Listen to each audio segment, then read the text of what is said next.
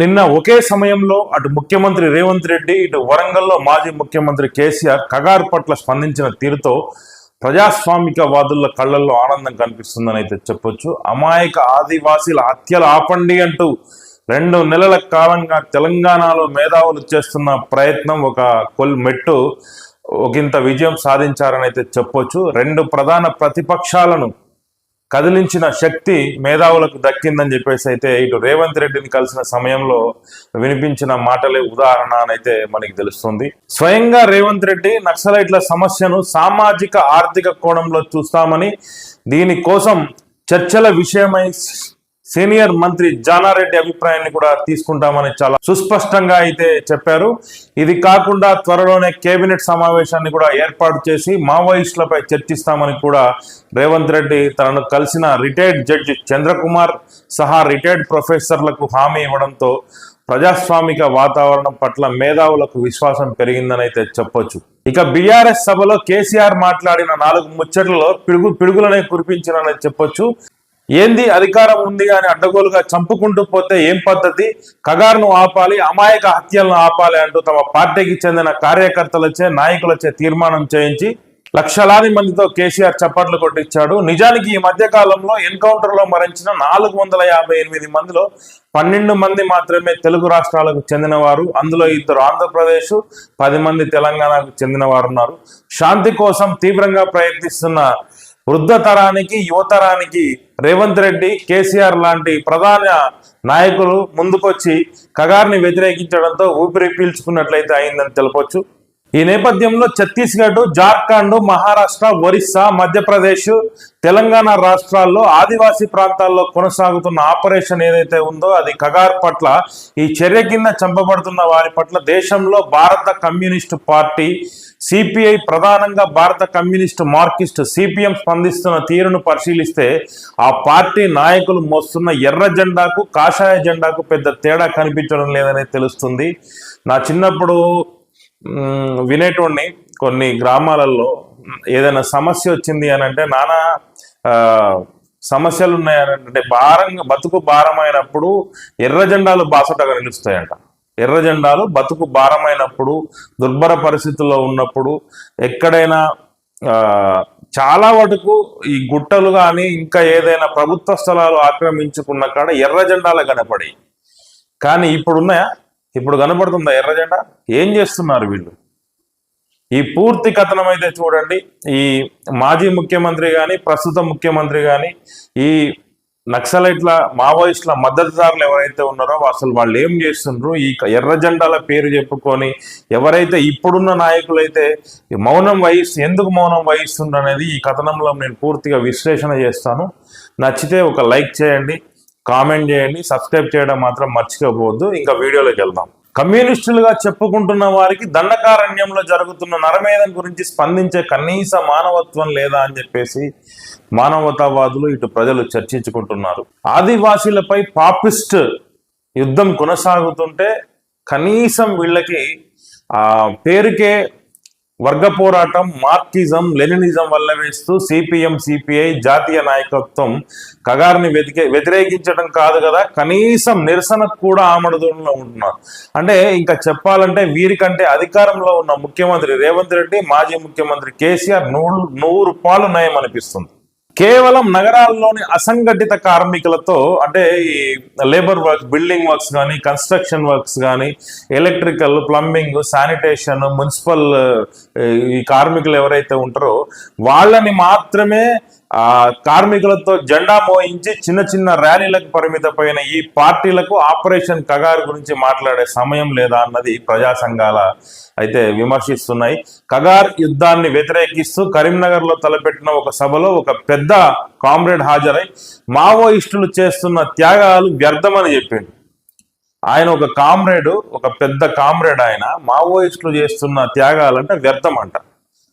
మరి ఆయన కమ్యూనిస్ట్ ఎందుకు మరి కాషాయ జెండా కప్పుకోవచ్చు కదా ఆయన? ఇలాంటి వాళ్ళ మనకు కావాల్సింది? ఇలాంటి కమ్యూనిస్ట్ నాయకుల మనకు కావాల్సింది? ఆయన అన్న మాటలకి అక్కడ ఉన్న వాళ్ళంతా నోరెళ్ళ పెట్టిండ్రు. కేసీఆర్ మాదిరిగా ఒక్క సభలో కూడా ఆదివాసీల పక్షాన ఊచకోతకు వ్యతిరేకంగా మాట్లాడని కామ్రేడ్స్ కు ఎర్ర జెండా పట్టుకునే అర్హత ఉందా అని నేను అడుగుతాను. అసలు ఈ మధ్య కాలంలో దాదాపు 435 మంది దాకా మావోయిస్టులు చనిపోయినరు. నక్సలైట్లు, మావోయిస్టులు, అడవులలో ఉన్న వాళ్ళు చనిపోయినరు. ఈ ఎర్ర జెండాలు ఏం చేస్తున్నాయి? ఒక్కడన్నా గొంతెత్తిండా? ఈ కగార్ ఆపరేషన్ ఆపాలని చెప్పేసి ఒక్కడన్నా గొంతెత్తిండా? ఇక వీళ్ళకి మద్దతు తెలిపే వాళ్ళు ఎవరైతే ఉన్నారో వాళ్ళు మొత్తం వృద్ధాప్యంలోకి వెళ్ళిపోయారు. వాళ్ళు బాగా బయటికి రాలేని పరిస్థితి. మరి ఏంటి పరిస్థితి? ఏంది? ఎక్కడ పోతుంది ఇది? ఈ నరమేధం ఆపేది ఎప్పుడు ఆగుతుంది? తెలంగాణ, ఆంధ్రప్రదేశ్లో మాత్రం సిపిఐఎంఎల్, న్యూ డెమోక్రసీ, ప్రజాపంత పార్టీలు, వివిధ కుల సంఘాలు ఆపరేషన్ కగారికి వ్యతిరేకంగా మాట్లాడి పోరాడే సంస్థలకు సంఘీభావాన్ని అయితే ప్రకటిస్తున్నాయి.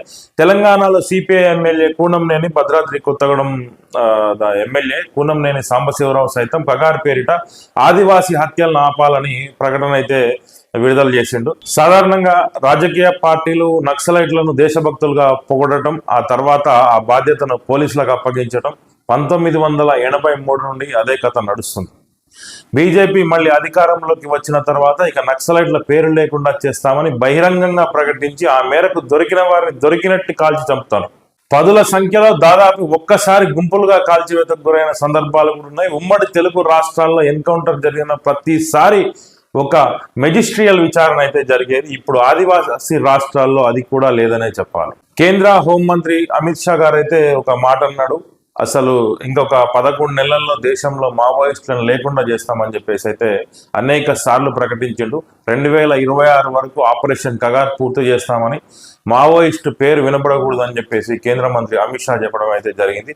ఇదే 11 నెలల కాలంలో పేదరికం లేకుండా చేస్తామని, కార్పొరేట్ దోపిడీ లేకుండా చేస్తామని ప్రకటిస్తే అందరూ హర్షిస్తారని అయితే మేధావులు చర్చించుకుంటారు.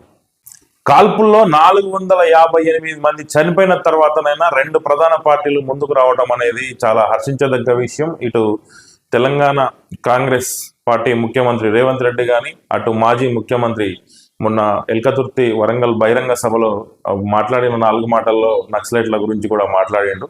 అధికారం ఉంది కదా అని చంపుకుంటూ పోతే మేము ఊరుకోమని చెప్పేసి, మరి ఆయన కూడా బాగానే చేసిండు, అది తర్వాత విషయం. కాకపోతే ఈ టైంలో, ఈ కగార్ ఆపరేషన్ జరిగే టైంలో స్పందించినందుకైతే కొంచెం ప్రజా సంఘాలు అయితే హర్షం వ్యక్తం చేస్తున్నాయి. అయితే ఇప్పటికే పలుమార్లు కాల్పుల విరమణ ప్రకటించిన మావోయిస్టులు ఆ మాటకు అయితే కట్టుబడి ఉన్నట్లు నెల రోజుల నుంచి నిర్ధారణ అవుతుంది. ఒక 3-4 అవి కూడా ప్రెస్ నోట్లు కూడా రిలీజ్ చేసిండ్రు వాళ్ళు. దాన్ని మేము ఆపండి, ఎటువంటి షరతులు లేకుండా శాంతి చర్చలకు మేము సిద్ధంగా ఉన్నామని చెప్పేసి అయితే రీసెంట్గా 25వ తారీఖు నుంచి కూడా 25వ తారీఖు కూడా ఒక ప్రకటన రిలీజ్ చేసిండ్రు. ఆదివాసీలను టార్గెట్ చేసి కనిపిస్తే కాల్చివేత పద్ధతుల్లో అడవుల్లో అమలు చేస్తున్నారని ఆందోళన చెందుతున్న వారిలో కోట్లాది మంది ఉన్నారు. అందులో తెలంగాణ ముఖ్యమంత్రి రేవంత్ రెడ్డి, బీఆర్ఎస్ నేత కేసీఆర్ చేయడం ఆ విధంగా సంతోషించదగ్గ విషయం. నరమేధాన్ని అయితే ఆపాలి, శాంతి చర్చలకు పిలవాలి. పాకిస్తాన్ నుంచి వచ్చేసి ఇండియా మీద బాంబు దాడులు చేసి మారణ హోమాలు సృష్టించిన వాళ్ళని తీసుకుపోయి జైళ్ళల్లో కూర్చోబెట్టి సంవత్సరాలు దున్నపోతులను మేపినట్టు మేపుతారు. మేపి చట్టపరంగా శిక్షిస్తారు. వీళ్ళు మన ఇండియన్స్, వీళ్ళు మన జాతి బిడ్డలు, మన మనవాళ్ళు, వీళ్ళు మీ పట్టుకొని వాళ్ళు చాలా మంది భయపడి ఈ మధ్యకాలంలో ఈ భద్రాద్రి కొత్తగూడెం జిల్లాలో రీసెంట్ గా అయితే చాలా మంది లొంగిపోయినారు. ఎస్పీ రోహిత్ రాజ్ గారు చేసిన కృషి అభినందనీయమని చెప్పాలి. అవేర్నెస్ తీసుకురండి ప్రజల్లో, వాళ్ళ అవేర్నెస్ తీసుకురండి, వాళ్ళకి ఫెసిలిటీస్ కల్పించండి, వాళ్ళకి ఆహార భద్రత కల్పించండి, వాళ్ళకి పనులు చూపెట్టండి. అన్యాయం లేకుండా చేస్తే ఆటోమేటిక్గా బయటకు వస్తారు. లోపలుండి కాదు ఫైట్ చేసేది, ప్రజల్లోకి రండి. మీకు ఏదైనా చేయాలి అనిపిస్తే ప్రజల్లోకి వచ్చేసి మీరు ఫైట్ చేయండి. మనకి ఓటు హక్కు ఉంది, రాజ్యాంగం కల్పించింది. ఈ విధంగా 2 ప్రధాన అధికార పార్టీ, ప్రధాన ప్రతిపక్షం అయితే ఇద్దరు తాజా మాజీ ముఖ్యమంత్రులు అయితే ఈ ఆపాలని చెప్పేసి చెప్పడం చాలా హర్షించదగ్గ విషయం అని చెప్పేసి ప్రజా సంఘాలు అయితే అభినందనలు తెలియజేస్తున్నాయి. మరొక టాపిక్తో మళ్ళీ కలుద్దాం.